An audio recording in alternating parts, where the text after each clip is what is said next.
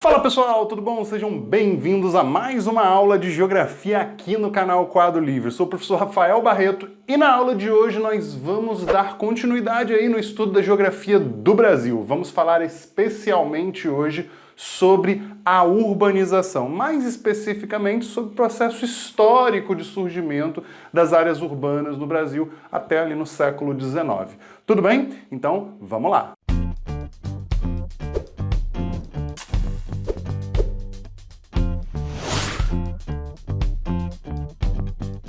Então, antes de qualquer coisa, se inscreve no canal, curte o vídeo, compartilha com seus colegas e não deixa de ativar esse sininho aqui embaixo, porque você que está estudando vai sempre ser notificado aqui pelo canal de que novos vídeos com novos conteúdos de qualidade gratuita estão chegando para você aí pelo YouTube. Tudo bem? Então, vamos para a nossa aula. Meus queridos, hoje nós vamos falar um pouquinho sobre o histórico da urbanização no Brasil. Rafael, mas como assim o histórico da urbanização? Então, quando a gente fala de Brasil, não quer dizer que sempre foi exatamente dessa forma. Na verdade, parando para pensar, o processo de urbanização é uma ação humana, né? E quando os portugueses chegam aqui, não tem as cidades já prontinhas, um monte de prédio, nada disso. Na verdade, isso vai ser tudo um processo, certo? E a gente vai entender um pouquinho nesse processo que ele vai acontecendo ao longo dos séculos no Brasil.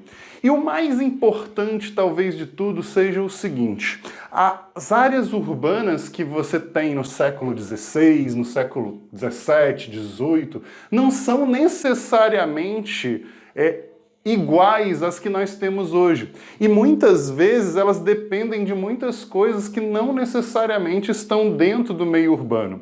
Nós vamos entender que a urbanização ela vai estar muito ligada às principais atividades econômicas de cada período. E nós vamos entender que essas cidades vão ter uma importância talvez estratégica para que esses produtos cheguem ao seu destino ou sejam exportados. Tudo bem? Então, vamos entender aqui. Bem, Rafael, como é que surgem as cidades no Brasil? Nós temos muitas cidades hoje no Brasil, algumas muito especiais, como, por exemplo, São Paulo, Rio de Janeiro, Brasília, Salvador. São cidades muito importantes, cidades muito antigas, certo? Que nós vamos ter no nosso território. Primeira coisa que a gente tem que entender é a ocupação do território brasileiro não foi rápida. Então, se ela não foi uma ocupação rápida, dificilmente também ocorreria o desenvolvimento de estruturas urbanas aqui de forma muito rápida, muito acelerada. Isso vai, obviamente, acontecer no mesmo ritmo da ocupação, nesse ritmo, nesse processo bem lento, ok?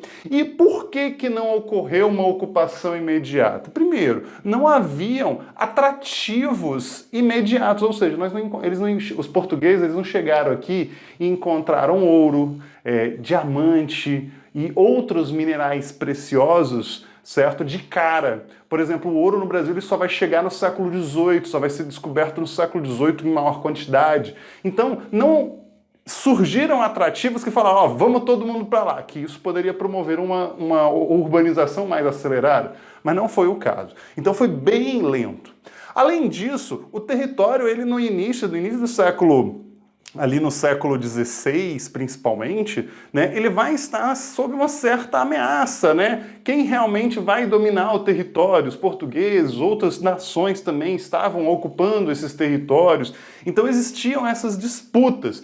E essas disputas por território, acabou sendo resolvida com uma ênfase maior dos portugueses aqui no Brasil, principalmente a partir do momento que eles criam uma subdivisão do território conhecidas como as capitanias hereditárias, certo? Com o objetivo, obviamente, de facilitar a administração, a gestão do território da colônia, na época colônia portuguesa, certo?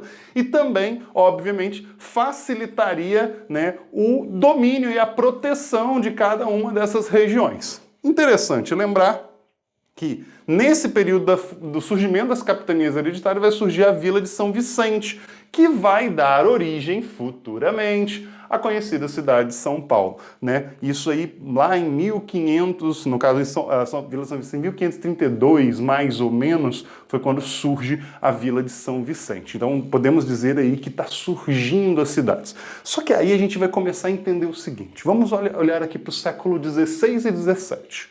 Bem, lembra do século XVI e XVII, a gente vai entender o seguinte.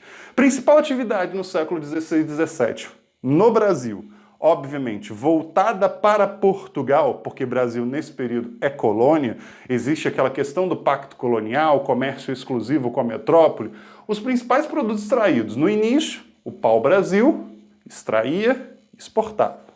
Nós tínhamos logo em seguida a cana-de-açúcar, que foi talvez um dos principais produtos produzidos no Brasil durante todos os séculos que nós tivemos, né? E aí vai ser o açúcar o principal produto. E, obviamente, era o principal produto de exportação. Nós vamos lembrar também que a maior parte das coisas que eram produzidas aqui, elas não eram necessariamente para atender o Brasil. Eram muitas vezes para atender as necessidades de Portugal, as necessidades da colônia, no caso, da metrópole, no caso.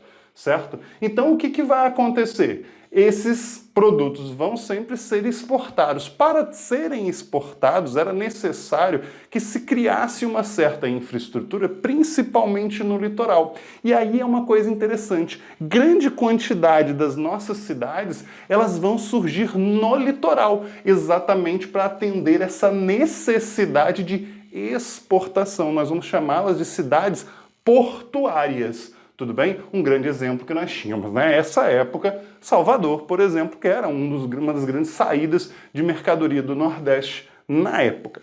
Tudo bem? Então, olha só como é interessante a gente perceber que o processo de desenvolvimento do país, de desenvolvimento urbano, vai estar muito ligado à atividade rural, certo? Por quê? Porque, então quer dizer que as áreas urbanas não viviam do comércio, não viviam dessas coisas. Não, você tinha comércio, você tinha essas situações, mas muita coisa dependia de quê? Do produto que vinha do campo, do produto que estava ali ligado ao meio rural, do processo de exportação, que também está ligado ao produto rural. Então isso daí é importante. Tudo bem? No século XVIII, com a descoberta do ouro em Minas Gerais, tá? Eu coloquei só Minas porque não deu, mas é Minas Gerais, certo? Ocorre o surgimento de algumas novas cidades na região. Pessoal, isso é muito interessante de ser falado. Cidades que vão surgir na região onde tinha ouro, na região da Chapada Diamantina, onde você encontra grande quantidade de diamantes, cidades que chegavam a ter quase 60, 70 mil pessoas naquela área. E quando acaba o ouro, acaba o diamante, elas começam simplesmente a sair. Por quê? Olha que interessante. Muitas dessas cidades, elas foram originadas ou surgiram, obviamente, devido a uma necessidade de pessoas para o garimpo do ouro, pessoas que estavam indo atrás desse ouro, queriam buscar uma condição interessante. Então, olha novamente como que o processo de urbanização e desenvolvimento está ligado à atividade econômica. A principal atividade econômica agora passa a ser o ouro, não mais a cana-de-açúcar, certo? Então, você tem cidades que surgem por conta disso, certo? Se você pegar cidades como Ouro Preto, Mariana, Tiradentes, nessa época, elas tinham uma quantidade de pessoas muito grandes, certo? E com o tempo, obviamente, isso vai diminuindo. E uma outra coisa que vai acontecer no século XVIII, que é muito interessante, vai ser a transferência da capital federal de Salvador para o Rio de Janeiro. Isso é interessante demais. Por quê? Nós sabemos hoje que, no Brasil, a região mais urbanizada e mais desenvolvida no setor urbano é a região sudeste. E nesse período você transfere a capital, o centro político do Nordeste para o Sudeste. Então, obviamente, que a tendência é aumentar o desenvolvimento no Sudeste, já que você tem uma condição interessante política nessa região. Então, isso aqui também foi outro fato interessante para o processo, de urbanização, principalmente na região Sudeste. Tudo bem até aqui? Molezinho.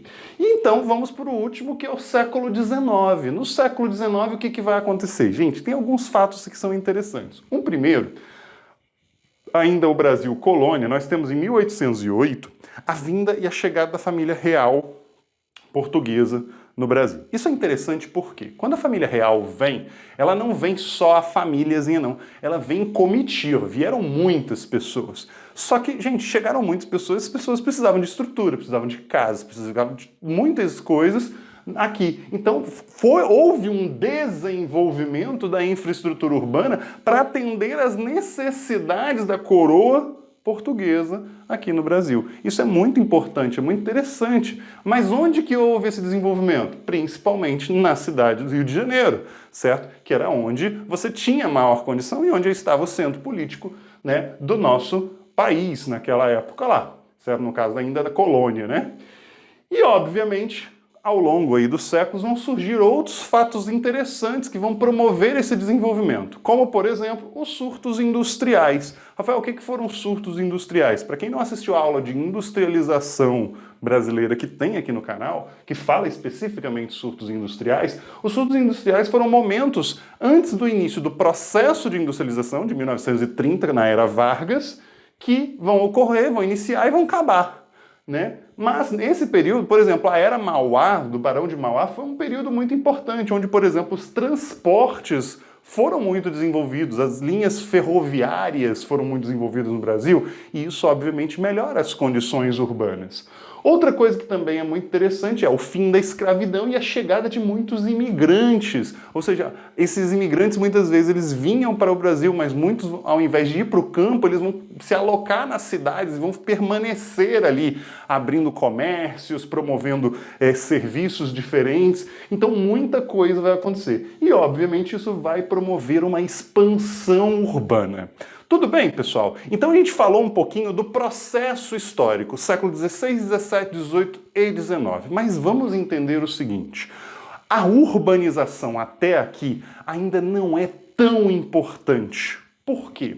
Porque o meio rural ainda é importante. O Brasil ainda é um país que vive do meio rural. O poder político, até o início do século XX, ainda está concentrado, por exemplo, nos grandes latifundiários. Então você ainda tem um poder vindo do campo muito grande. Isso só vai mudar, né, a partir do processo de industrialização que vai acontecer em 1930. E aí a gente vai falar de urbanização do século XX. Tudo bem? Então, não deixa de ativar esse sininho para você acompanhar a próxima aula que vamos falar de urbanização do século XX.